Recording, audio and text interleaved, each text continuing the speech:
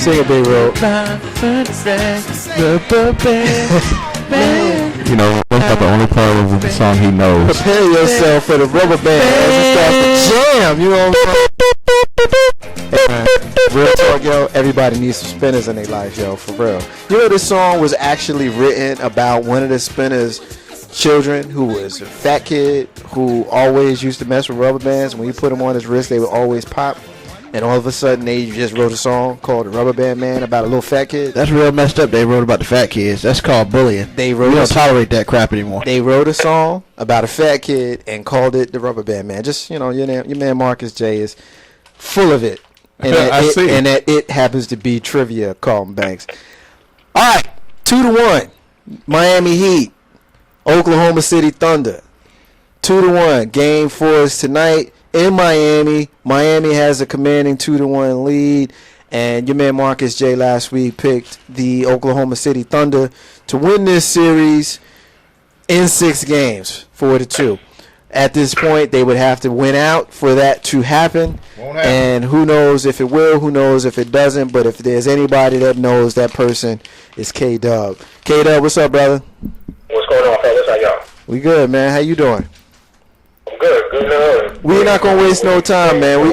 We're not gonna waste no time with it. Game 4 is tonight in Miami, 9 p.m. on the East Coast. How you see this game going? Before we get into the prior games, I want to know how this game is going. Are we looking at 2-2? Or are we looking at 3-1? I personally think that it's going to be 2-2. I think that Kevin Durant took a lot of heat for the way that the game ended and his foul problems that he did have in Game 3. So I think that if it's up to Kevin Durant, they will be going back to they will be 2-2 at the end of this evening. All right, now watching the previous game, you mentioned Kevin Durant with his foul trouble.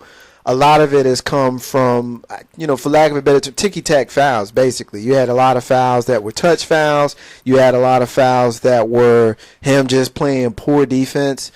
Are the Scott Brooks and the Oklahoma City Thunder going to take him off LeBron? Is he guarding LeBron? What's going to happen tonight and going forward? You know, even if the Heat win, they got to play at least 2 more games tonight and the next game if the Heat are to win out. So we know we got at least 2 more games. What's going to happen with KD and this foul trouble and this and the defense going forward? Well, I personally think that as far as defensive timing, there's not going to be too much of a difference. You may have individuals coming into the game and switching off. I don't really think that they have to tweak that much because if you really watch the end of Game 3, Oklahoma City still had an opportunity to win that game if it wasn't for some bad turnovers within the last minute to a minute and a half of the game. They had an opportunity to actually win the game. I think Kevin Durant and the LeBron matchup will probably be that will be the matchup going forward. You may see some tweaks as far as who may guard Dwayne Wade or who Dwayne Wade may guard, and even on the Miami side trying to guard Russell Westbrook, you may see some changes there. But I don't think that there's going to be a situation where Kevin Durant is not going to play LeBron or anything of that nature. The referees, man, within the first 2 games, the referees have played a part. You look at the loss. What? I'm totally honest. Be honest. I mean, because here's why I say that. You look at the Game 2, the controversy toward the end of Game 2, whereas per the film, you see that LeBron James could have been called for a foul if it wasn't for the positioning of the referee that did not see the foul. You look at a number of at least 2 fouls that Kevin Durant got in Game 3, and even though they may not have been toward the end of the game, those particular fouls do make a difference because you have to tweak how you play. It does affect your aggressiveness. You think about the touch foul. Now, granted, it was a foul that Kevin Durant committed on LeBron James. That's a touch foul, but then if you go to the play where Dwayne Wade went to the basket and he got the N1, if you look at the tape, there was no foul. So it does, the calls by the referees do affect certain points of the game. It affects your aggressiveness and how you would like to play. Okay, but let's think about this for a second, K-Dub. That was home court advantage for who? OKC, right? OKC, right? Advantage would have been. I mean, it was home advantage for OKC, right? So the normal rule of thumb is who gets benefit? Home team, right?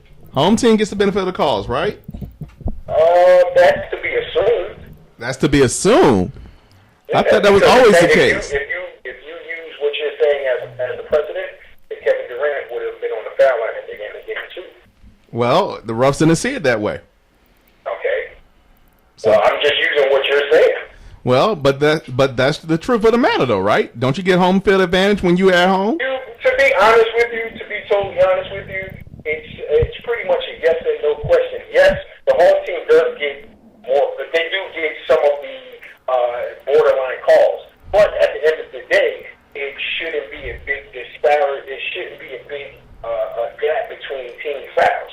So in one aspect, yes, you're right. You do get home cooking. That's regardless of whatever particular sport. Okay. So when you look at the game, at the end of the game, the foul differential should not be that much. And granted, I don't have that figure in front of me. I'm just looking with the naked eye, and I'm thinking about different plays that if the referees were to make a call, not make a call, it does affect the way that you play the game. And we can go all the way back to the first round, whereas a lot of the flopping that was going on. When you start to get flops, and it's a lot of little things that can change a 2-minute, 5-minute, 7-minute span of a game.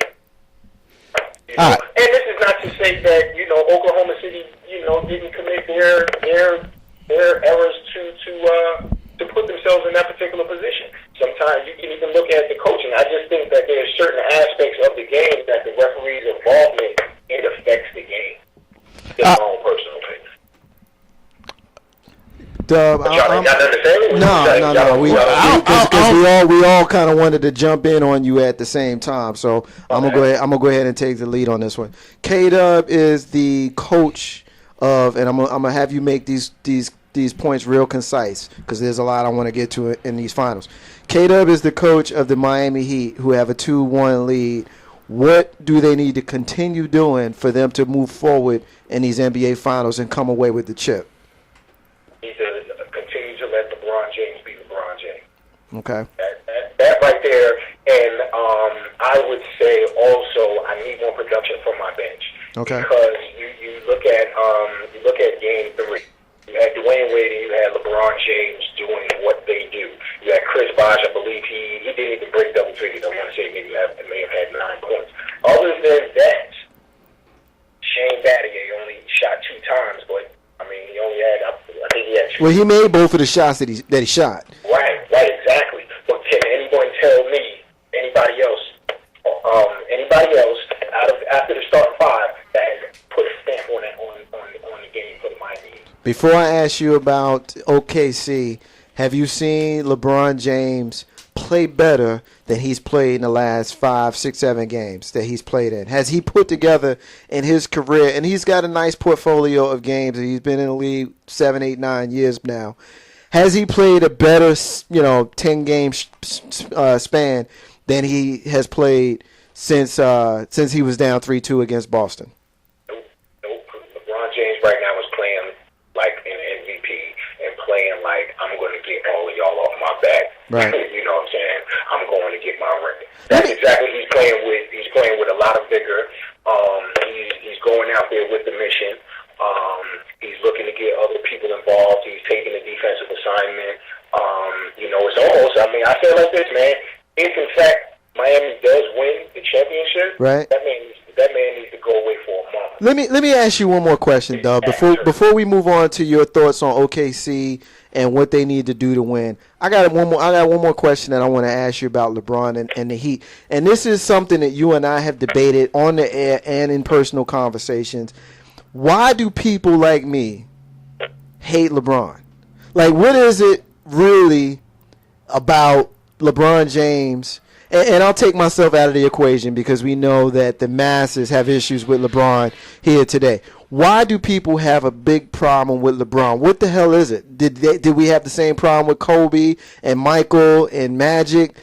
What is it about LeBron that's got people so polarized? Because LeBron James, when he came into the league, he was already ordained as the king. It's really not. You know what? I don't think that it's his fault. It's the media and fans' fault because, like I stated, coming into the league, he was ordained as the king. Hadn't won anything, hadn't done anything. There was a whole lot of hype behind LeBron James. He went to Cleveland. He didn't necessarily do what it was that he said he wanted to do, which was to win the championship. But I think that two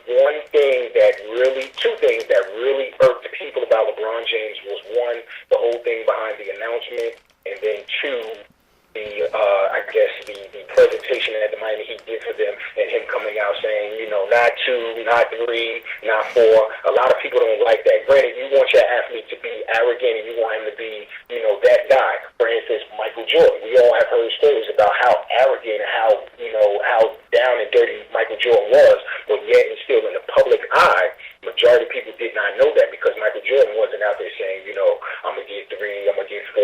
When Michael Jordan came into the league, he wasn't ordained as the next big one.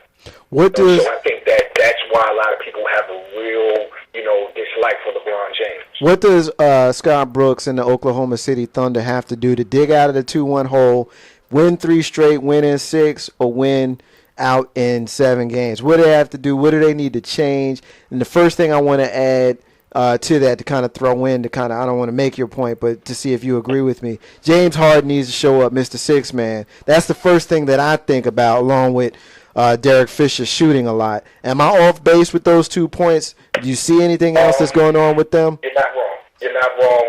James Harden does need to play like the 6th man of the year, but if you really want to go from a strategic point of view, we all have assumed that there may be something wrong with Dwayne Wade. So you know what? If I'm the OKC coach, I'm going to make Dwayne Wade play defense.